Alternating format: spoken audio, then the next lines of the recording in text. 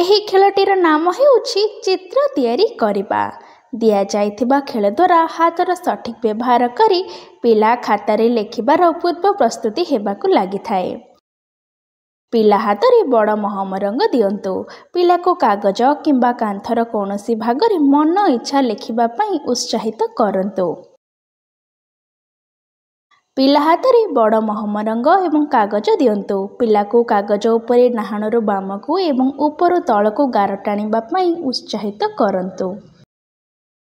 ପିଲା ହାତରେ ବଡ଼ ମହମ ରଙ୍ଗ ଏବଂ କାଗଜ ଦିଅନ୍ତୁ। ପିଲାକୁ କାଗଜ ଉପରେ ଗୋଲ ତିଆରି କରିବା ପାଇଁ ଉତ୍ସାହିତ କରନ୍ତୁ। ମଣିବନ୍ଧକୁ ବୁଲାଇ ରଙ୍ଗ ଦେବା ପାଇଁ ବିନ୍ଦୁ ଓ ଗାର ଟାଣିବା ପାଇଁ ପିଲାକୁ କୁହନ୍ତୁ। ଆପଣଙ୍କ ଏବଂ ପିଲାଙ୍କ ଭିତରେ ସମ୍ପର୍କକୁ ଆହୁରି ଗଭୀର ହେବା ପାଇଁ ଦିନରେ କିଛି ସମୟ ପିଲାଙ୍କ ସହ ବିତାନ୍ତୁ। ଦିଆଯାଇଥିବା ଖେଳଗୁଡ଼ିକ ପିଲାଙ୍କ ସହ ଖେଳନ୍ତୁ ଏବଂ ଆପଣଙ୍କ ଅନୁଭବ ଆମକୁ ଅବଶ୍ୟ ଜଣାନ୍ତୁ।